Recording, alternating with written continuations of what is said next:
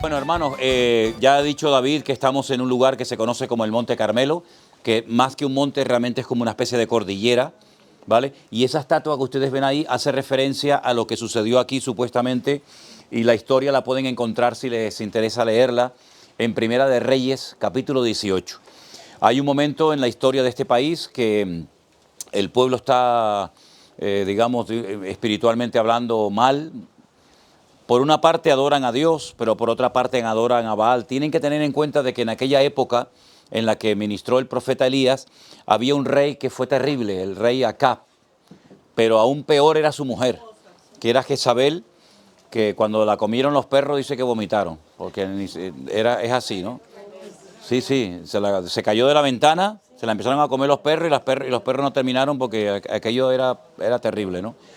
Entonces Jezabel no era judía, pero dice que incitaba a su marido a hacer cosas terribles. Entonces ella era una reina perversa que utilizó el dinero de la corona para financiar a todo el culto de idolatría que había en este país, que estaba organizado por más de 400 falsos sacerdotes del profeta del dios Baal, ¿no?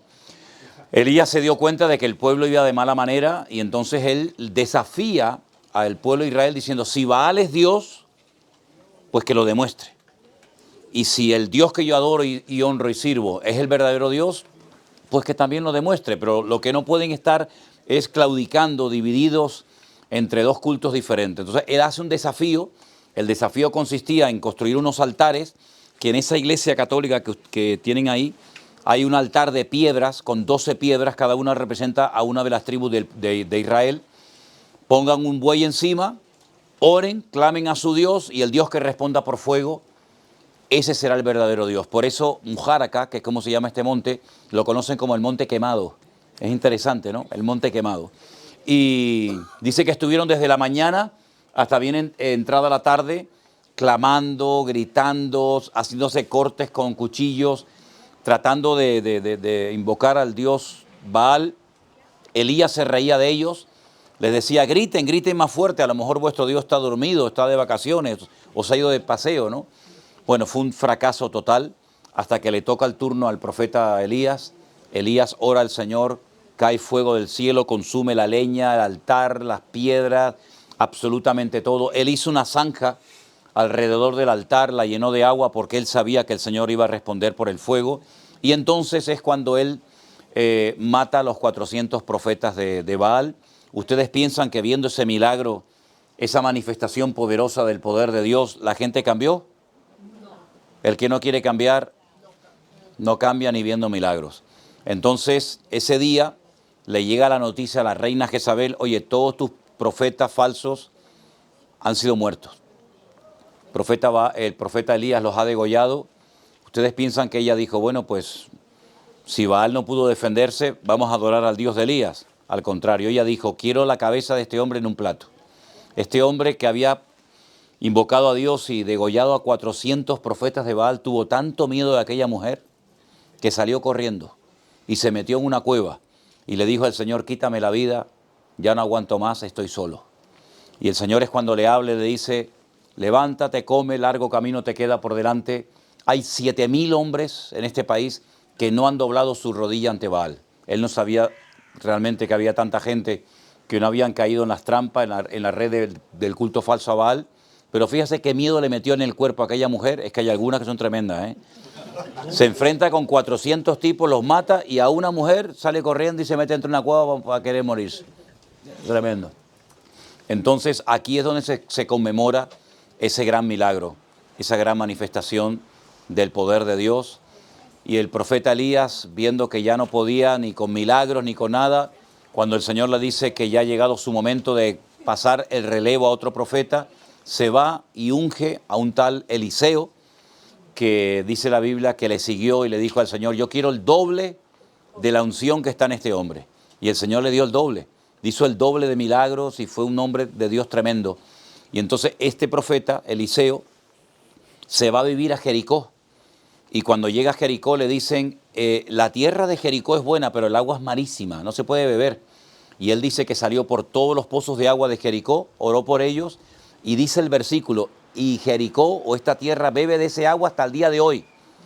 Y tú dices, bueno, ese hoy será hace miles de años. No, no, cuando vayamos a Jericó, que no todos los grupos van a Jericó, cuando nosotros vayamos a Jericó, ustedes van a ver que es un vergel, es un oasis en medio del desierto, y la gente de Jericó sigue bebiendo agua y regando los campos con el agua de los pozos de la época de Eliseo. Es algo increíble, algo realmente tremendo. La ciudad de las palmeras, la ciudad de Jericó, ¿no?, donde Eliseo vivía, y dice que tenía una escuela de profetas, de discípulos que les enseñaba la palabra y todo eso, ¿no? Así que estamos en un lugar muy importante porque aquí el Señor manifestó su gloria, pero una de las cosas que creo que no se dijo arriba es que en este valle enorme es donde se va a llevar a cabo la batalla de Armagedón, la famosa batalla de Armagedón, donde dice la Biblia, nos da mucha información, tanto el Antiguo como el Nuevo Testamento. La batalla de Armagedón se describe en Ezequiel 39, 38 y 39, donde dice que Gog, Magog, Mesed y Tubal van a pelear aquí, van a reunir un ejército de 200 millones de soldados. 200 millones, o sea, eso no se ha visto nunca. Israel va a ser atacada por tierra, por mar y por aire. Zacarías capítulo 14, otro capítulo, describe el tipo de armamento que se va a utilizar en esta batalla: armas bacteriológicas, armas químicas, armas nucleares. Dice la Biblia que es el Señor el que trae a estos 200 millones de soldados de Europa, de América, de África, de Arabia, de donde sea, y dice que estando de pie, dice que se van a deshacer como si fueran polvo. La carne se les va a deshacer, las cuencas de los ojos se quedan vacías, y dice que morirán tantas personas que estarán durante meses y meses enterrando muertos. 7 años quemando el armamento que han traído las naciones para pelear contra Israel. Esta será la última y gran batalla, el último esfuerzo, el último intento de Satanás con el anticristo a la cabeza y con todos estos 200 millones de soldados. Esa cifra la da Juan en el Apocalipsis. Israel se va a ver con la soga al cuello, y entonces no le va a quedar más remedio que clamar a Dios. Y entonces dice que verán venir en las nubes al que traspasaron y harán gran lamentación por él. Y se darán cuenta que ese Mesías que viene con heridas en sus manos y en sus pies. Dice, en la casa de mis hermanos fui herido. Y ellos se darán cuenta de que aquel que rechazaron durante 2000 años es el único que viene a dar la vida por ellos y a salvarlos. Las tropas del anticristo dice que llegarán hasta el Monte de los Olivos, donde vamos a estar dentro de unos días, y en el Monte de los Olivos el anticristo muere y allí lo entierran. No se olviden de que uno de los cementerios más antiguos del mundo, que tiene más de 3000 años, el Valle de los Huesos Secos, está allí, en el Monte de los Olivos, y allí es donde muere, porque dice que el Señor aquí les mostrará su gloria a todas las naciones de la tierra. Claro, vienen 200 millones de soldados a pelear contra Israel, miles y millones mueren, pero miles también se salvan. Entonces dice que el Señor, cuando viene al final de la batalla de Armagedón, pone su sede de gobierno durante 1000 años en la era milenaria, en Jerusalén, en un valle que ustedes van a visitar. Es donde se hace el juicio de las naciones, y todos los años tendrán que subir a adorar al Rey de Reyes y al Señor de los Señores, a la fiesta de los tabernáculos. Y la nación que no suba, ese año no caerá ni una sola gota de lluvia sobre ellos. Todo eso está en Zacarías capítulo 14. Y entonces dice que verán al que traspasaron, harán gran lamentación por él, y entonces se demostrará que ni con 200 millones de soldados y con todas las armas habidas y por haber, las que conocemos y las que ignoramos, ni siquiera con ese intento este pueblo va a ser destruido, por una sencilla razón: no porque sean los mejores del mundo, sino porque Dios empeñó su palabra. Dios dio su palabra de que este pueblo no sería destruido hasta que se conviertan y reconozcan a Jesús como el verdadero Mesías. Entonces, si hay alguien que pueda destruir a Israel, puede demostrar o que Dios es un mentiroso y lo que promete no lo cumple, o que simplemente Dios no existe. Y como eso no puede suceder, pues ni con 200 millones de soldados, hermano, eso es algo tremendo. podrán ser destruida esta pequeña nación que va a ser atacada por todas partes.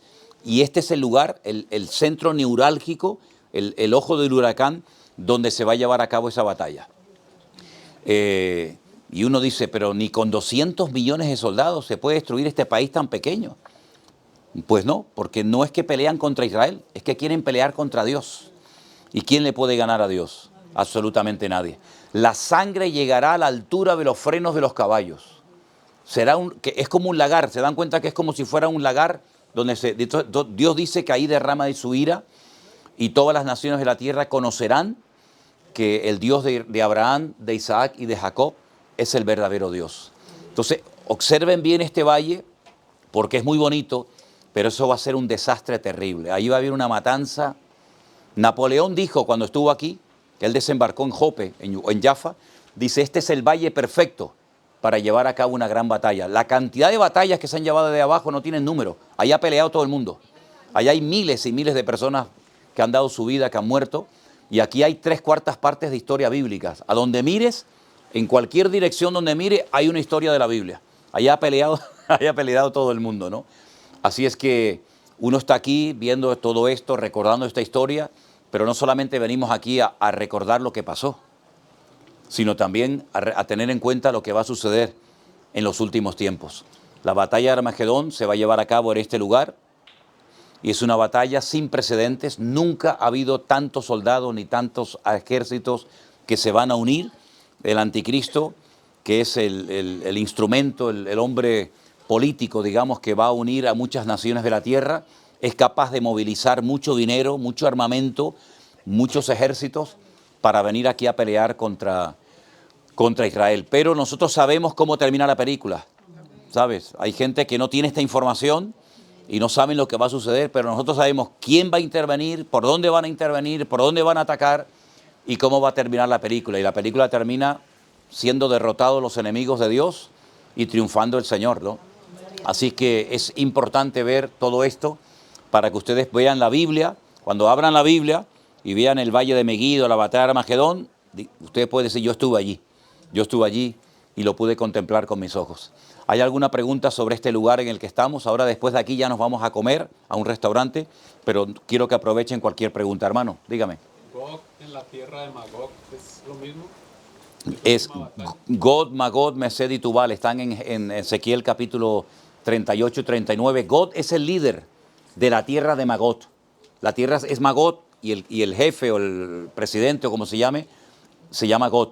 Es uno de los nombres que podría ser aplicado al anticristo. El anticristo, la palabra anticristo, antimesías, el único que la utiliza es Juan. Nadie habla en la Biblia de anticristo.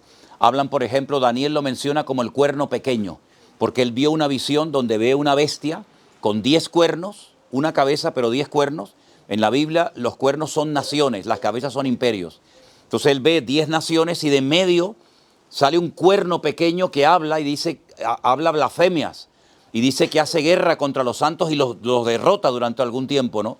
Entonces ese personaje político en el libro de Daniel se le llama el cuerno pequeño, pero Pablo no lo llama ni el cuerno pequeño ni anticristo, lo llama el hijo de pecado, el hombre de pecado, el hijo de perdición. Es el mismo personaje. Juan lo llama el anticristo. Ahora, aparte del anticristo, que es un hombre con carné, con pasaporte, con papá y con mamá, que es un político, es un líder político, tiene la ayuda y el apoyo durante un tiempo, durante 3 años y medio, de otro personaje que la Biblia lo llama el falso predicador o el falso profeta. Y nos da muchísima información la Biblia acerca de ese falso profeta, que dice la Biblia que los ministros de ese sistema religioso, los pastores, o no los pastores, perdón, los ministros, bueno, de esa institución religiosa, se visten de color de púrpura. Y usted analiza y los budistas no se visten de púrpura, se visten de color naranja. Los samaritanos se visten de blanco, los carmelitas se visten de marrón, los franciscanos se visten de gris, los salesianos se visten de blanco. Y usted dice, pero ¿quién se viste de púrpura?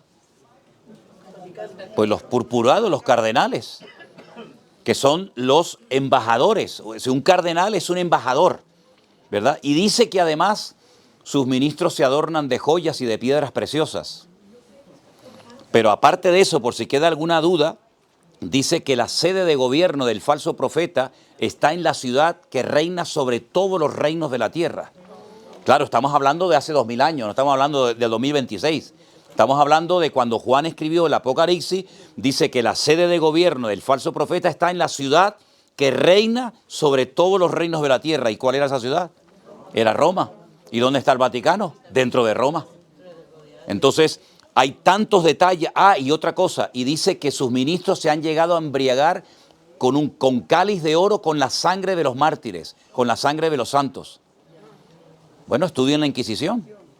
Estudien la Inquisición, que no nació en España, nació en Francia, pero los españoles la fomentaron, y los españoles con la Santa Inquisición fueron incluso a México y fueron a Perú, hicieron actos de fe, y duró 300 años la Inquisición y mataron a miles y a miles de personas y se embriagaron con la sangre de los santos.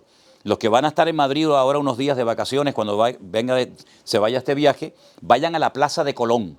En la Plaza de Colón pregunten por el Museo de Cera, suban a la primera planta. Y en la primera planta están los aparatos de los tormentos de la Santa Inquisición. Allí están los aparatos, ¿verdad? Entonces, todas esas características uno empieza a comparar con los budistas, con los hindúes, con los musulmanes y tal, y uno dice, oye, esto coincide con esta gente. Bueno, ahí está la información, ¿no?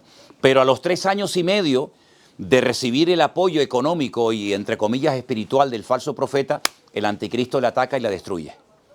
Porque el anticristo dice que quiere ser adorado de tal manera que se sienta en el templo de Dios, haciéndose pasar por Dios, y ataca todo lo que es objeto de culto. Es decir, él va a atacar a todas las religiones, incluido por supuesto el catolicismo, el islam o lo que sea, se beneficia un tiempo de todos ellos, pero al final él implanta su propio criterio o punto de vista religioso, ¿no?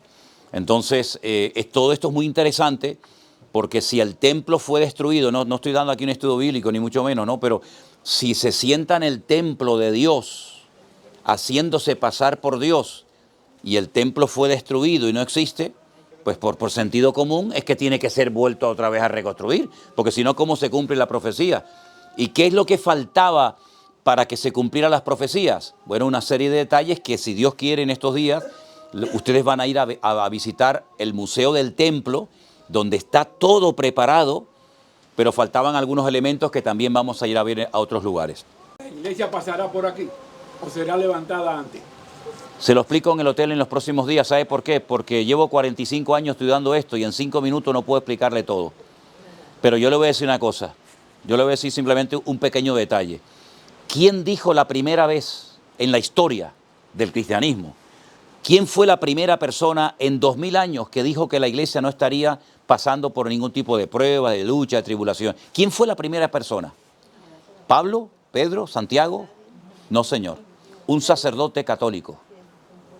Un sacerdote católico hace 175 años dijo que la Iglesia Católica, Apostólica y Romana no pasaría por la gran tribulación. La primera vez en la historia que en el cristianismo alguien se atrevió a decir que la Iglesia Católica no pasaría por tribulaciones, porque era la Santa Iglesia Católica. Entonces dijeron los protestantes, qué interesante. Entonces un teólogo escribió en una Biblia, por primera vez le metió comentarios a la Biblia y dijo que los cristianos no pasaríamos por la tribulación. Y esto cayó muy bien. Pero usted estudia la teología antes de eso y todos los cristianos se preparaban para pasar por luchas, por pruebas y por dificultades. Porque el Señor dijo que todo el que quiera vivir piadosamente sufrirá persecución. La persecución ya ha empezado, pasa que nosotros estamos aquí, aún no nos ha tocado, pero nos va a tocar, ¿eh? En este momento han matado miles y miles de hermanos nuestros en Nigeria, en el Congo, en Irán, en Corea del Norte, en China. Y a nosotros, bueno, no se preocupen, nos va a tocar en algún momento. Es decir, el creyente no se tiene que preparar para huir. Se tiene que preparar para... Y el problema no es que no nos persigan, el problema es por qué no nos están persiguiendo. ¿Por qué no se meten con nosotros? Porque nosotros nos matamos entre nosotros mismos hoy por hoy. Pero hay muchos lugares donde los hermanos tienen que juntarse, porque si no los machacan, el cristianismo se vive de una forma muy diferente. El Señor dijo a través de la pluma de Pablo, y termino con esto porque es un estudio muy amplio, pero creo que muy interesante. dijo, he aquí os digo un misterio, no todos dormiremos, pero todos seremos transformados en un momento y en un abrir y cerrar de ojos, porque se tocará la trompeta y los muertos en Cristo resucitarán primero. Luego nosotros, los que vivimos, los que habríamos quedado, seremos arrebatados juntamente con ellos en la nube. A la final trompeta se tocará y los muertos en Cristo resucitarán. A la final trompeta, ¿cuántas trompetas menciona la Biblia? Sí, pero espérate un momento, pero es que antes de la séptima trompeta hay 7 sellos. Son 7 sellos, 7 trompetas y 7 copas. 21, 7, 7 y 7. ¿Dónde se cumplen los 7 sellos y las 7 copas? En la primera parte de la gran tribulación. Desde que empieza el anticristo hasta que ocurre esto, son 3 años y medio. Después quedan otros 3 años y medio. Entonces, si hay solamente 2 resurrecciones, una para vida y una para muerte, y la Biblia dice que la primera resurrección se produce a la final trompeta y la otra es para los muertos que no son creyentes, pero pero es que nos vamos antes, entonces hay una, hay 2 y hay 3. La Biblia solamente habla de 2 resurrecciones, una para vida, que se produce al final de la séptima trompeta, que lo dice 1 Corintios 15, 51, 52, y la otra que se produce al final de la gran tribulación. Pero entonces no me encaja, porque si nos fuimos antes, ya fueron resucitados los hermanos, y aquí resucitan otra vez, ahora hay 3, y la Biblia habla de 2. ¿Cómo explicamos esto? ¿Sabe lo que pasa? Que muchos cristianos repiten las cosas como los loros, pero no las han estudiado directamente de la palabra. No, es que en mi iglesia enseñan, sí, en mi iglesia también me enseñaron eso, que nosotros no íbamos a pasar ningún tipo de problema, eso era para los judíos, eso era para ellos que son malos, porque crucificaron a Jesús. No me diga. ¿Y quién le dijo eso? No, yo lo leí en un libro, lo dijo mi pastor. Sí, pero por encima de un libro y por encima de lo que dijo mi pastor está la palabra de Dios. Y el problema es que la gente se ha dedicado a conciertos y a escuchar música, pero no a estudiar la palabra. Y por eso las conclusiones las sacan de libros, de películas y de vaina, pero no las han sacado de la palabra. Entonces, cuando uno estudia la palabra, uno tiene que replantearse si mi teología coincide con la palabra o no. Y si yo estoy en un momento determinado equivocado en mi vida, pues yo creo que tenemos que tener la suficiente humildad para decir, oye, cuidado, que esto no es como a mí me enseñaron. Entonces, todos esos detalles están bien claramente establecidos en la palabra. Y si quieren, en esta noche, generalmente en todos los grupos que tenemos, hay una noche que estudiamos las profecías. Y ahí hacen todas las preguntas que ustedes quieran. Y yo no quiero convencer a nadie de nada, pero sí quiero hacerles pensar. Que usted piense, diga, oye, a lo mejor no es como a mí me explicaron. Porque yo todo lo que voy a hablar, lo voy a hablar con versículos de la Biblia. Mi opinión personal no tiene ninguna importancia. Aquí lo importante es lo que el Señor nos haya dejado revelado en su palabra, ¿le parece? ¿Ok? Hermanos, ahora vamos a comer físicamente, ¿vale? Y nos tenemos que levantar e irnos al autobús que nos están esperando en el restaurante. ¿Ok? Perfecto, ya.